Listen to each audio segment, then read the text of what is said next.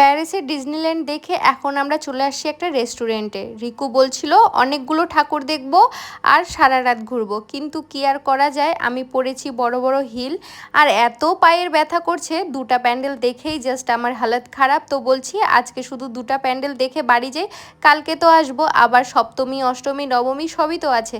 তো রিকু বলছে ঠিক আছে চলো তাহলে খাওয়া দাওয়া করি। তো চলে আসলাম এখন আমরা আশিয়ানা ধাবাতে। আর এখানে এসে আমাদেরকে দিয়ে দিল মেনু কার্ড। রিকুকে বললাম কি খাবা, তো রিকু বলল তুমি যা খাবা তাই আমি খাবো। তো আমার পছন্দের মতো আমি সব কিছু অর্ডার করেছি। আমি চিকেন খেতে খুব ভালোবাসি, রিকু আবার মাটন খেতে ভালোবাসে, কিন্তু ও যেহেতু বলল আজকে আমার পছন্দে খাবে, তাই সব কিছু চিকেনেরই আইটেম অর্ডার করেছি। স্ন্যাক্সে ছিল চিকেন টিক্কা আর মেন কোর্সে ছিল বাটার নান, চিকেন কষা আর fried rice. Riku fried rice খেতে ভীষণ ভালোবাসে, তাই ওর জন্য ফ্রাইড রাইস অর্ডার করেছি। আর আমার তো বাটার নান খেতে ভালো লাগে, তাই চিকেন কষা দিয়ে বাটার নান খাবো আমি, আরও চিকেন কষা দিয়ে ফ্রাইড রাইস খাবে। রিকুর চিকেন টিক্কাটা এত ভালো লাগছে যে ও অনেকগুলো চিকেন টিক্কা খেয়ে ফেলছে, আমি শুধু দুটা নিয়েছি।